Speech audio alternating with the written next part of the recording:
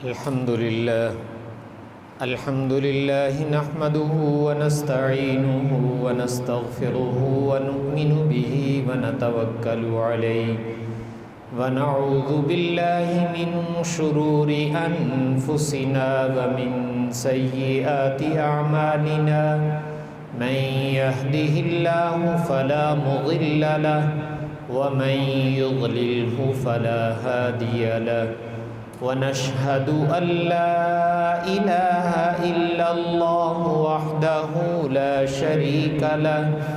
ونشهد أن سيدنا ومولانا محمدا عبده ورسوله أما بعد فأعوذ بالله من الشيطان الرجيم بسم الله الرحمن الرحيم يا أيها الذين آمنوا اجتنبوا كثيرا من الظن إن بعض الظن إثم ولا تجسسوا ولا يغتب بعضكم بعضا أيحب أحدكم أن يأكل لحم أخيه ميتا فكرهتموه واتقوا الله إن الله تواب رحيم وقال النبي صلى الله عليه وسلم الغيبة أشد من الزنا صدق الله وصدق رسوله النبي الكريم ونحن على ذلك من الشاهدين والشاكرين والحمد لله رب العالمين اللهم صل على سيدنا محمد النبي الأمي وعلى آله وأصحابه وسلم تسليما كثيرا كثيرا يا رب صل وسلم دائما أبدا على حبيبك خير الخلق كلهم. اللہ جل شانہ نے اس آیت کریمہ میں 3 حکم ارشاد فرمائے ہیں. ایک تو یہ کہ مسلمانوں کے بارے میں بدگمانی نہیں کرنی چاہیے، اور دوسرا فرمایا مسلمانوں کی عیب جوئی نہیں کرنی چاہیے. مسلمانوں کے عیب تلاش کرنا یہ کوئی اچھی بات نہیں ہے. ولا تجسسوا، اللہ تعالیٰ منع کر رہے ہیں کہ یہ کام مت کیا کرو. اور تیسرا حکم یہ ارشاد فرمایا ولا یغتب بعضکم بعضا، ایک دوسرے کی غیبت نہ کیا کرو. ایک دوسرے کی غیبت کرنے سے بھی اللہ تعالیٰ نے منع فرمایا، بلکہ یوں ارشاد فرمایا کہ جب تم ایک دوسرے کی غیبت کرتے ہو تو اللہ تعالیٰ سوالیہ جملے کے طور پر فرما رہے ہیں کیا تم میں سے کوئی پسند کرتا ہے ان یأکل لحم اخیہ میتا، کہ اپنے مرے ہوئے بھائی کا گوشت نوچ نوچ کے کھائے. تو یقیناً فَكَرِهْتُمُوهُ، اللہ تعالیٰ فرماتے تم تو اس کو ناپسند کرو گے نا. مرے ہوئے بھائی کا، اپنے حقیقی بھائی کا گوشت نوچ نوچ کے کھانا یہ تو درندگی سمجھی جائے گی. تو انسان کیسے یہ پسند کرتا ہے؟ تو اللہ تعالیٰ مثال دے کے کہہ رہے ہیں کہ جو تم غیبت کرتے ہو یہ ایسے ہی سمجھو کہ اپنے مرے ہوئے بھائی کا گوشت نوچ نوچ کے کھا رہے ہیں. تو یہ اللہ تعالیٰ نے غیبت سے بھی منع کیا ہے. گزشتہ جمعے میں نے زبان کے متعلق کچھ عرض کیا تھا. تو زبان کی آفات جس سے انسان پکڑا جاتا ہے، ایک بہت بڑی آفت بھائیوں وہ غیبت ہے. اور یقیناً یہ ایسا عمومی مرض بن گیا کہ ہماری شاید کوئی مجلس بھی اس سے پتہ نہیں خالی ہوتی ہوگی کہ نہیں ہوتی کہ جس میں ہم غیبت نہیں کرتے. اور اس پر طرح یہ ہے کہ غیبت کرتے ہیں اور غیبت کے غیبت ہونے کا احساس بھی مٹتا جا رہا ہے. یہ بھی احساس نہیں ہوتا کہ میں غیبت کر رہا ہوں یا غیبت سن رہا ہوں، یہ احساس بھی آہستہ آہستہ اندر سے ختم ہو گیا، تو اللہ تعالیٰ اس سے بچانے کے لیے کہہ رہے ہیں وَلَا يَغْتَبْ بَعْضُكُمْ بَعْضًا، بھئی کوئی کسی کی غیبت نہ کرے۔ أَيُحِبُّ أَحَدُكُمْ أَن يَأْكُلَ لَحْمَ أَخِيهِ، بتاؤ سوچ کر تم میں سے کون پسند کرتا ہے کہ میں اپنے مرے ہوئے بھائی کا گوشت کھاؤں؟ جیسے وہ ناپسند کرتے ہو تو اللہ تعالیٰ کہتے ہیں میرے بندو اسی طرح غیبت کرنے کو بھی ناپسند کرو۔ یہ ہمارے اللہ کا تقاضا ہے، اور قرآن میں نے کہا وہ اس کی طرف بتلا رہا ہے۔ سورہ حجرات میں اللہ تعالیٰ یہ تفصیل ذکر کر رہے ہیں۔ تو بھائیو یقیناً مجھے اور آپ کو قرآنی آیات کو عمل کی نیت سے پڑھنا اور سننا چاہیے کہ اللہ تعالیٰ نے جو پیغام بھیجا ہے وہ عملی طور پر بھی میری زندگی میں آ رہا ہے کہ نہیں آ رہا۔ اگر میں اور آپ عمل کی نیت سے پڑھیں اور سنیں گے تو اللہ کی رحمت سے امید ہے اللہ تعالیٰ عمل کی توفیق بھی ضرور عطا فرما دیں گے۔ لیکن اگر میں اور آپ قرآن کو عمل کی نیت سے نہ پڑھتے نہ سنتے ہیں، صرف برکت لینے کے لیے پڑھتے ہیں یا ثواب کے لیے پڑھتے ہیں، تو بھائی برکت اور ثواب تو ملے گا لیکن زندگی نہیں بدلے گی۔ زندگی تب بدلے گی جب میں اور آپ یہ نیت کریں۔ دیکھیں اس سے مجھے اور آپ کو اندازہ ہونا چاہیے کہ اللہ تعالیٰ کی نظر میں غیبت کتنا گھنونا جرم ہے کہ اللہ تعالیٰ نے باقاعدہ ایک مثال دے کر کہا ہے، اور ایسی مثال جو معاشرے میں کوئی بھی پسند نہیں کرتا ہے کہ اپنے مرے ہوئے بھائی کا گوشت کاٹ کاٹ کے کھائے، نوچ نوچ کے کھائے۔ یقیناً میں نے کہا انسان سے تو یہ ممکن نہیں ہے، کوئی درندہ یہ کام کر سکتا ہے۔ تو اللہ تعالیٰ بھی یہ چاہتے ہیں کہ میرے بندو جیسے یہ درندگی ہے تو تمہارا اللہ یہ کہتا ہے کہ جب تم دوسروں کی غیبت کرتے ہو تو یہ بھی درندگی ہے، اس لیے اس سے بھی بچو۔ اس کو گناہ تو کم از کم سمجھو، اگر گناہ سمجھیں گے تو اللہ تعالیٰ سے توبہ تو کریں گے، معافی تو مانگیں گے، لیکن اگر میں اور آپ اپنے اندر سے اس کے گناہ ہونے کا یہ احساس ختم کر دیں گے تو پھر توبہ کی توفیق بھی ختم ہو جائے گی۔ اس لیے میں نے کہا قرآن نے بڑا زور دے کر کہا ہے کہ بھئی وَلَا يَغْتَبْ بَعْضُكُمْ بَعْضًا، ایک دوسرے کی غیبت کرنے کی تمہیں اجازت نہیں ہے۔ قربان جائیں صحابہ کرام کے، انہوں نے رسول پاک صلی اللہ علیہ وسلم سے کچھ سوالات کیے اور وہ میرے اور آپ کے لیے تھا۔ تو یہاں جو رسول پاک صلی اللہ علیہ وسلم نے خود ایک سوال کیا تھا، اتدرون ما الغیبہ، بھئی تمہیں اتنا پتہ ہے کہ غیبت کسے کہتے ہیں؟ تو پھر آپ صلی اللہ علیہ وسلم نے وضاحت کرتے ہوئے فرمایا کہ تمہارا اپنے بھائی کا تذکرہ کرنا، اس کی کسی بات کا تذکرہ کرنا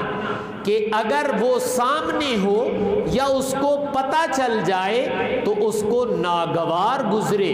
اور جس بات کا تم تذکرہ کر رہے ہو وہ بات اس کے اندر پائی بھی جاتی ہے، وہ بات، وہ برائی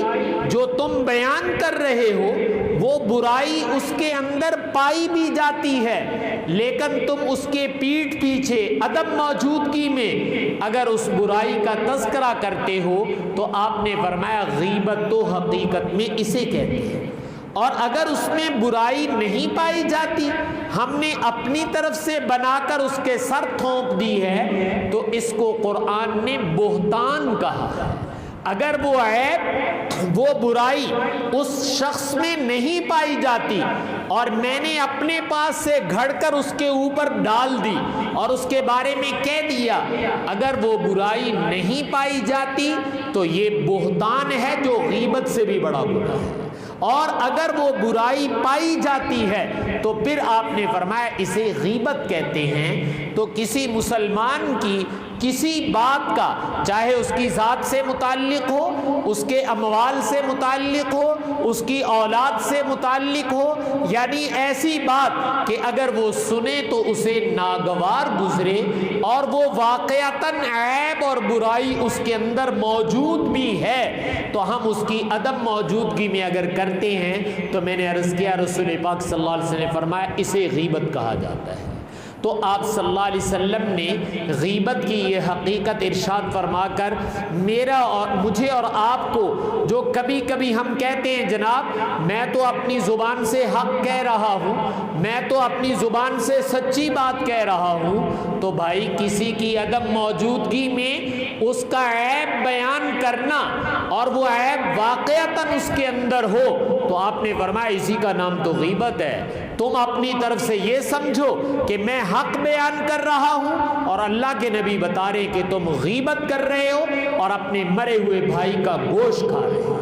تو اس لیے میں نے عرض کیا کہ قرآن نے اس سے بڑی سختی سے منع کیا ہے، وَلَا يَغْتَبْ بَعْضُكُمْ بَعْضًا، کہ ایک دوسرے کی غیبت نہ کیا کرو، ایک دوسرے کی کمیاں کوتاہیاں نہ بیان کیا کرو۔ ہاں اگر تم اصلاحی کرنا چاہتے ہو تو اس کا طریقہ یہ ہے کہ جس کی کمی ہے تنہائی میں اسی سے عرض کرو، تنہائی میں ہو، اس کی عزت کو نیلام نہ کرو، اس کی عزت کو داغدار نہ کرو، تنہائی میں بلاؤ اور بلا کر بتا دو کہ بھائی تمہارے اندر یہ کمی پائی جاتی ہے، میں چاہتا ہوں آپ اس کی اصلاح کر لیں، تو محبت سے اس کو سمجھا دو، یہ اصلاح ہے، اس پر اللہ اجر و ثواب عطا فرمائیں گے۔ لیکن اس کو تو کہیں نہیں اور چسکا لینے کے لیے یا اس کی عزت کو نیلام کرنے کے لیے۔ زیادہ تو لوگوں کو عادت بگڑ گئی، چسکا لینے کے لیے میں اور آپ تذکرہ کرتے ہیں، اصلاح کی نیت کو کوئی قسمت والا ہوگا جس کے دل میں یہ ہو کہ اصلاح ہو جائے۔ تو میں نے کہا یہ جو چسکے کے لیے اور اس طرح اس کی عزت کو داغدار کرنے کے لیے جو لوگوں کے پاس کسی کی برائی بیان کی جاتی ہے، اس کو رسول پاک صلی اللہ علیہ وسلم نے فرمایا کہ یہ غیبت ہے۔ تو گویا کسی کی برائی یا تو براہ راست اس سے کہو تاکہ وہ اپنی اصلاح کر لے، اور یا قرآن نے ایک صورت ذکر کی ہے الا من ظلم، اگر کسی نے کسی پہ ظلم ڈھایا ہے تو مظلوم اپنی داد رسی کے لیے، اپنے سے اپنے آپ کو ظلم سے بچانے کے لیے اگر حکام سے وہ اس کا عیب بیان کرتا ہے کہ میرے ساتھ یہ ظلم ہوا ہے اور مجھے ظلم سے بچایا جائے، اس کی تو اجازت ہے۔ لیکن اگر میں مظلوم بھی نہیں ہوں اور میں نے کہا میں لوگوں سے گنگناتا پھر رہا ہوں تو قرآن اس کو پسند نہیں کرتا، اور قرآن نے سختی سے منع کیا وَلَا يَغْتَبْ بَعْضُكُمْ بَعْضًا، ایک دوسرے کی غیبت نہ کیا کرو۔ غیبت کرنا ایسے ہے جیسے تم اپنے مرے ہوئے بھائی کا گوشت کھا رہے ہو۔ تو یہ رسول پاک صلی اللہ علیہ وسلم نے یہ بتا دیا کہ اتنا کہنے سے بری نہیں ہو جاؤ گے کہ میں حق کہہ رہا ہوں، میرے کہنے سے وہ حق نہیں بنے گا، حق تو اللہ کے نبی کے کہنے سے بنے گا۔ تو اللہ اور اللہ کے نبی کہہ رہے ہیں یہ غیبت ہے اور میں اپنی غیبت پر پردہ ڈالنے کے لیے کہہ رہا ہوں میں نے تو حق سچ کہا ہے، تو حق سچ صاحب معاملہ سے کہو، ادھر ادھر مت کہتے پھرو، یہ بری بات ہے۔ اور قرآن نے تو اس کے متعلق ایک جگہ یوں بھی کہا لا يحب اللہ الجہر بالسوء من القول، بری بات اونچی آواز میں جب تم کرتے ہو لا يحب اللہ، اللہ اس کو قطعاً پسند نہیں کرتے۔ اللہ بری بات کو گنگنانا اللہ اس کو پسند ہی نہیں کرتے ہیں، اور ہم یوں کہیں کہ ہم حق بیان کر رہے ہیں۔ تو اس لیے بھائی اس سے اپنا دامن مجھے اور آپ کو بچانا ہے۔ آج میرا اور آپ کا ماحول اس سے بھرا پڑا ہے، اور اس کی نحوست کتنی ہے۔ رسول پاک صلی اللہ علیہ وسلم تشریف فرما تھے، صحابہ کرام بھی بیٹھے ہوئے تھے، جیسے مرا ہوا جانور اور اس سے تعفن اٹھتا ہے، بدبو اٹھتی ہے، تو مرے ہوئے جانور کی جو ایک بدبو اور تعفن ہوتا ہے تو وہ ایک ہوا کا جھونکا آیا اور اس کے اندر وہ بدبو اور تعفن تھا۔ تو رسول پاک صلی اللہ علیہ وسلم نے فرمایا جانتے ہو یہ بدبو اور تعفن کہاں سے آیا ہے؟ تو عرض کیا یا رسول اللہ کہیں کوئی مرا ہوا جانور ہوگا، ہوا ادھر سے چلی تو یہ بدبو اور تعفن اس کا ہے۔ تو آپ نے فرمایا نہیں، یہ مرے ہوئے جانور کی بدبو اور تعفن نہیں ہے، منافقین نے ایمان والوں کی غیبت کی ہے، اور جب ان منافقین نے ایمان والوں کی غیبت کی تو غیبت کرنے سے ان کے منہ سے یہ بدبو اور تعفن نکلا ہے، اور یہ تمہیں جو سنگھائی دے رہا ہے یہ اس غیبت کا اثر ہے۔ تو بھائیو، غیبت کرنے کے اثرات اللہ تعالیٰ کبھی کبھی حصی طور پر دنیا میں بھی دکھا دیتے ہیں۔ میں نے یہ روایت کئی دفعہ نقل کی ہے کہ بعض ازواج مطہرات کی زبان سے کسی کے متعلق ایک جملہ نکل گیا تھا کہ وہ چھوٹے سے قد کی، تو آپ نے ارشاد فرمایا تھا یہ جو جملہ تمہاری زبان سے نکلا ہے نا وہ چھوٹے سے قد کی، یہ کتنا زہریلا ہے۔ فرمایا کہ اگر یہ دریاؤں اور سمندروں میں ڈال دیا جائے تو اس جملے کی وجہ سے تمام پانی جو ہے وہ زہر بن جائے۔ تو یہ اللہ تعالیٰ نے اس کے اندر نحوست رکھی ہے۔ تو بھائی آج میرے اور آپ کے ماحول میں یہ نحوست اتنی پھیلی ہوئی ہے، پھر میں اور آپ بے برکتی کے رونے روتے ہیں اور نہ جانے کون کون سے رونے روتے ہیں۔ بھائیو، یہ میرے اور آپ کے اعمال کا نتیجہ ہے، یہ میرے اور آپ کے کرتوت کا نتیجہ ہے کہ جب ہم سارا دن زبان سے غیبتیں کریں گے تو یہ زہر نہیں پھیلے گی تو اور کیا پھیلے گا؟ اور میں نے کہا کہ ماحول میں بدبو اور تعفن نہیں پھیلے گا تو اور کیا پھیلے گا؟ رسول پاک صلی اللہ علیہ وسلم نے یہ اس کے اثرات دنیا میں بھی ارشاد فرمائے۔ اور ایک روایت میں آپ نے ارشاد فرمایا کہ جب مجھے معراج کے لیے لے جایا گیا تو معراج کے موقع پر مجھے دکھایا گیا بعض لوگوں کے ناخن جو ہیں وہ تانبے کے ہیں، بڑے بڑے ناخن ہیں اور تانبے کے ہیں، اور وہ اپنے ناخنوں سے اپنے چہرے کو نوچ رہے ہیں، اپنے سینے کو کھرچ رہے ہیں اور اوپر سے اپنی جلد اس کو اتار رہے ہیں۔ تو اپنا چہرہ اور اپنا سینہ وہ نوچ رہے تھے تانبے کے ناخنوں سے۔ تو میں نے جبریل سے پوچھا، جبریل یہ کون لوگ ہیں، یہ کیوں ایسے کر رہے ہیں؟ تو جبریل علیہ السلام نے عرض کیا، یا رسول اللہ یہ وہ لوگ ہیں جو مسلمانوں کی غیبت کیا کرتے تھے، آج اللہ نے یہ سزا دیا۔ اور ایک روایت میں آپ نے فرمایا کہ میں بعض لوگوں پر گزرا تو میں نے دیکھا کہ وہ مردار کھا رہے ہیں، بیٹھے مرا ہوا جانور ہے اور اس کو نوچ نوچ کے کھا رہے ہیں۔ تو آپ نے پوچھا جبریل یہ کون لوگ ہیں اور یہ مردار کیوں کھا رہے ہیں؟ تو آپ نے ارشاد فرمایا، اللہ کے رسول یہ وہ لوگ ہیں جو دنیا میں غیبت کیا کرتے تھے، اور غیبت کرنا یہ مردار کھانے کے مترادف ہے۔ تو آج اللہ نے ان کو سزا دی کہ مردار جانور ان کے سامنے رکھے گئے کہ اس کو کھا کے دکھاؤ۔ تو بھائیو، اس لیے رسول پاک صلی اللہ علیہ وسلم نے غیبت سے بچنے کے لیے آخرت کے احوال بھی بیان کیے اور دنیا کے حالات بھی بیان کیے کہ مسلمان کی زبان پر یہ زیب نہیں دیتا کہ وہ لوگوں کی غیبت کرے۔ ایک روایت میں آپ نے اس کی برائی کو بیان کرتے ہوئے یوں فرمایا تھا، الغیبۃ اشد من الزنا، کہ کسی کی غیبت کرنا یہ زنا سے بھی بدترین جرم ہے۔ زنا کتنا بڑا جرم ہے، لیکن آپ نے فرمایا کہ غیبت کرنا یہ زنا سے بھی بدترین جرم ہے، اور اس کی دو وجہ ہیں۔ ایک وجہ تو یہ ہے کہ غیبت کرنے والا، جیسے میں نے ابھی عرض کیا کہ وہ اس کو گناہ نہیں سمجھ رہا، وہ کہہ رہا میں تو حق بیان کر رہا ہوں، چسکا لے رہا ہے، تو یقیناً جب وہ گناہ کرنے والا گناہ ہی نہیں سمجھتا تو توبہ کیسے کرے گا؟ لیکن خدا نخواستہ کسی سے زنا ہوتا ہے، وہ کم از کم اپنے دل میں تو یہ سمجھتا ہے کہ یار میرے سے گناہ ہو گیا، اور وہ چھپ کے کرتا ہے۔ جو اپنے آپ کو گناہگار سمجھتا ہے، آج نہیں تو کل شاید اللہ اس کو توبہ کی توفیق عطا فرما دے۔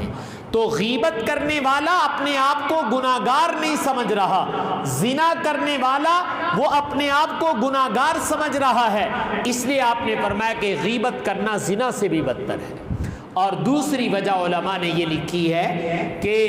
غیبت جب کی جاتی ہے کسی کی تو یہ بندے کا حق ہے، آپ نے حق العبد ضائع کر دیا، یہ حقوق العباد میں سے ہے، اور جو چیز حقوق العباد میں سے ہوتی ہے جب تک بندے سے معافی نہ مانگی جائے تو وہ معاف نہیں ہوتا ہے۔ اور زنا یہ حقوق اللہ میں سے ہے، یہ تو اللہ سے معافی مانگیں گے معاف ہو جائے گا، لیکن غیبت جس بھائی کی ہم نے کی ہے جب تک ہم اس سے معافی نہیں مانگیں گے تو غیبت تو معاف نہیں ہوگی۔ تو اس لیے حضور نے فرمایا الغیبت اشد من الزنا، کہ غیبت کرنا یہ زنا سے بھی بدترین جرم ہے۔ تو اس لیے بھائیو، میں اور آپ اپنے ماحول میں پاکیزگی پیدا کریں، اپنی زبان میں پاکیزگی پیدا کریں، اور وہ یہ کہ اللہ تعالیٰ بھی منع کر رہے ہیں، اللہ کے نبی بھی منع کر رہے ہیں، وَلَا يَغْتَبْ بَعْضُكُمْ بَعْضًا، ایک دوسرے کی غیبت نہ کیا کرو۔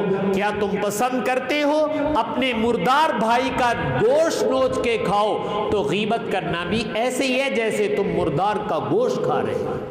تو یقیناً یہ اس چیز سے میں اور آپ اپنے ماحول کو پاکیزہ بنانے کی کوشش کریں۔ آج اگر میں اور آپ بغور جائزہ لیں تو مجھے اور آپ کو اپنے ماحول میں نظر آئے گا کہ یہ وبا کی طرح یہ جرم میرے اور آپ کے معاشرے میں، سوسائٹی میں، گھروں میں پھیل چکا ہے۔ تو جب یہ پھیل چکا ہے تو بھائی وبائی امراض کے لیے تو سب کو زور لگانا پڑتا ہے، وہ ایک ڈاکٹر سے نہیں سنبھالی جائی ہوتی، اس کے لیے تو میں نے کہا مہم چلائی جاتی ہے۔ تو ہم بھی اپنے ماحول میں، اپنے گھر میں، اپنے دوستوں میں اس کی مہم چلائیں کہ بھائی زبان سے کسی کی غیبت نہ کرو، غیبت کرو گے تو تم خود پکڑے جاؤ گے۔ اس لیے قرآن یہ کہتا ہے وَلَا يَغْتَبْ بَعْضُكُمْ بَعْضًا، ایک دوسرے کی غیبت نہ کیا کرو۔ اور آپ نے فرمایا کہ غیبت کرنا یہ زنا سے بھی گھنونا جرم ہے، اور قیامت کے دن میں نے کہا سخت ترین قسم کی سزائیں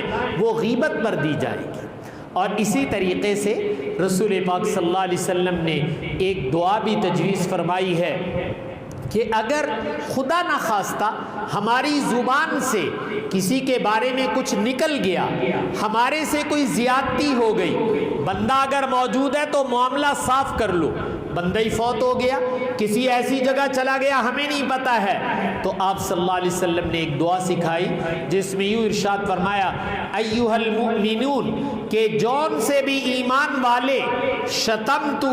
او لعنتہ او جلدتہ، کہ جس کو میں نے کوئی گالی نکالی ہو، برا بھلا کہا ہو، کوئی اور اس طرح کا کام کہا ہو، یا میرے ہاتھ سے اس کو تکلیف پہنچی ہو، فاجعلھا لہ صلاۃ و زکاۃ و قربۃ تقربھا الیک، یا اللہ میں نے تو گالی نکالی، میں نے تو غیبت کی، میں نے تو اس کی دل آزاری کی یا ہاتھ اٹھایا، اب وہ میرے سامنے نہیں کہ میں معاف کر دوں، میرے ان کاموں کو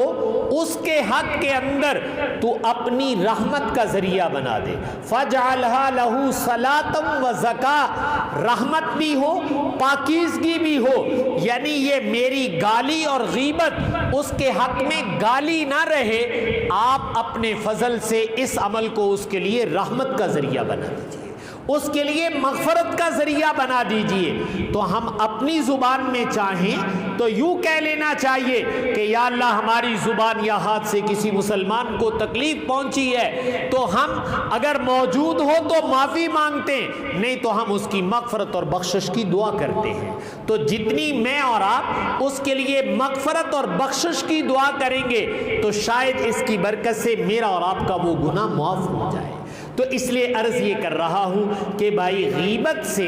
میں اور آپ اپنی زبان کو بہت بچائیں، اپنے معاشرے کو اس سے پاک رکھیں اور اس کی تبلیغ ایک دوسرے کو کریں کہ بھائی اس سے جو ہے وہ اپنا دامن، غیبت اور چغلی سے اپنا دامن جو ہے وہ بہت بچانا چاہیے۔ ہمارے نبی پاک صلی اللہ علیہ وسلم کو یہ قطعاً پسند نہیں تھا۔ آپ صلی اللہ علیہ وسلم نے ایک موقع پر ارشاد فرمایا تھا صحابہ اکرام کو مخاطب کر کے، آپ نے فرمایا جب میں گھر ہوتا ہوں نا اور تم کوئی تنہائی میں مجھے ملنے آ جاتے ہو تو ایک بات یاد رکھو، تنہائی میں ملنے آ جاؤ، اپنی کوئی ضرورت ہے، اپنی کوئی ذاتی بات ہے تو کر لو، لیکن میری ایک بات یاد رکھو، کوئی بھی تم میں سے تنہائی میں آ کر میرے پاس کسی کی کوئی بات نہ کرے، میرے پاس تنہائی میں آ کر کسی کی کوئی بات نہ کرے، اس لیے کہ میں چاہتا ہوں میں جب بھی اپنے گھر سے باہر آؤں تو میرے دل کے اندر کسی مسلمان کے بارے میں تکبر نہیں ہونا چاہیے، میرے دل میں کسی مسلمان کے بارے میں میل نہیں ہونی چاہیے، اس لیے تنہائی میں ضرور آؤ لیکن اپنی بات کرو، کسی کی بات نہ کرو میرے ساتھ۔ تو آپ صلی اللہ علیہ وسلم نے سختی سے منع فرمایا ہوا تھا۔ اس لیے بھائیو، اگر کہیں ایسا کام ہو رہا ہو تو یا تو چپکے سے اٹھ جاؤ، اور اگر سمجھا سکتے ہو تو پھر ہمیں سمجھانا چاہیے۔ رسول پاک صلی اللہ علیہ وسلم نے فرمایا کسی مسلمان کی عزت اس کو داغدار کیا جا رہا ہے، ہم وہاں بیٹھے ہوئے ہیں اور ہمارے اندر طاقت ہے کہ ہم روک سکتے ہیں، اگر ہم نے روک دیا تو اللہ تعالیٰ دنیا اور آخرت میں اس کا بہترین بدلہ ہمیں عطا فرمائے گا۔ اور کسی مسلمان کی عزت داغدار کی جا رہی، باوجود طاقت کے ہم مزہ لینے کے لیے سنتے رہے، روکا نہیں، تو فرمایا دنیا اور آخرت میں تمہیں اس کی بدترین سزا بھی دی جائے گی۔ اور ایک روایت میں آپ نے فرمایا سود کی برائی بیان کرتے ہوئے کہ سود اس کے 70 درجے ہیں، اور فرمایا سب سے جو ہلکا درجہ ہے اس کا کتنا گنونا جرم ہے؟ فرمایا جو سود کا سب سے ہلکا درجہ ہے وہ ایسے ہے جیسے نعوذ باللہ اپنی ماں کے ساتھ زناکاری کرنا۔ اور پھر آپ نے فرمایا سود کا 1 درم 35 دفعہ زنا کرنے کے برابر ہے۔ اور پھر آخر میں آپ نے فرمایا میں تمہیں اب بدترین سود نہ بتاؤں، یہ تو سود کے متعلق پہلے تفصیل کہی، پھر کہا ان میں سے بدترین سود نہ بتاؤں، تو آپ نے فرمایا بدترین سود یہ ہے کہ کسی مسلمان کی آبرو ریزی کی جائے، کسی مسلمان کی عزت کو نیلام کیا جائے۔ بھائیو بہت معذرت کے ساتھ آج میں اور آپ اپنے آپ کو دیکھیں تو شاید ہم سبھی اسی گرداب میں ہیں کہ جس کو ہمارے نبی نے بدترین سود کہا ہے۔ ہمارا مشغلہ یہ ہے کہ ہم کسی کی عزت کو جب تک داغدار نہیں کر لیتے ہمیں روٹی ہضم نہیں ہوتی۔ اس لیے اللہ کے لیے کہہ رہا ہوں اپنے آپ کو پہلے اور پھر تمہیں بھی کہ بھائی غیبت سے اپنے آپ کو بہت بچاؤ۔ ہمیں کسی کی کیا پڑی ہے، ہمیں تو اپنے اعمال کا جواب دینا ہے۔ تو یہ جو تبصرہ نگاری کی نقطہ نظر سے اور میں نے کہا اس طرح کی چیزوں کے نقطہ نظر سے ہم بیٹھ کر مجلس آرائیاں کرتے ہیں اور گھنٹوں کرتے رہتے ہیں، ایک تو وقت ضائع ہوتا ہے اور دوسرا اپنا نامہ اعمال سیاہ کرتے ہیں اور غیبتیں چغلیاں، اور میں نے کہا مسلمانوں کی عزت داغدار کر کے جس کو حضور نے فرمایا بدترین سود ہے، تو وہ بدترین سود کا ارتکاب میں نے کہا کہ مفت میں اور آپ کرتے چلے جا رہے ہیں۔ تو اس لیے بھائیوں میں پھر عرض کروں گا کہ اللہ تعالیٰ نے غیبت کرنے سے منع کیا ہے، وَلَا يَغْتَبْ بَعْضُكُمْ بَعْضًا، کوئی کسی کی غیبت نہ کرے۔ اور اللہ کہتے غیبت کرنا ایسے ہے جیسے اپنے مرے ہوئے بھائی کا گوشت کھانا۔ تو بھائی جب ہم اس کو ناپسند کرتے ہیں تو اللہ تعالیٰ کہتے ہیں غیبت کو بھی ایسے ہی ناپسند کرو۔ تو اس لیے ہم اپنی زبان کی حفاظت کریں، اس سے اللہ کا ذکر، دعا و مناجات، تلاوت، اچھی باتیں، مثبت باتیں کہیے، خیر کی باتیں کہیے، اللہ پاک خیر کو وجود عطا فرما دیں گے۔ اور جب برائی کا تذکرہ کرو گے تو یاد رکھیے گا جب ماحول میں برائی برائی برائی بیان کی جائے گی تو میرے اور آپ کے ماحول میں برائی پھیل کے رہے گی۔ جو چیز میں اور آپ پھیلانا چاہتے ہیں ہم اس کا ذکر خیر کریں تو ہم اچھائی کا تذکرہ کریں، اللہ کا ذکر، دعا و مناجات، کوئی نصیحت کے کلمات، یہ اپنی مجالس میں کریں۔ میں نے کہا غیبت سے میں اور آپ اپنی مجالس کو پاک بنانے کی کوشش کریں۔ اللہ تعالیٰ سے دعا ہے کہ اللہ تعالیٰ مجھے آپ کو عمل کرنے کی توفیق عطا فرمائے۔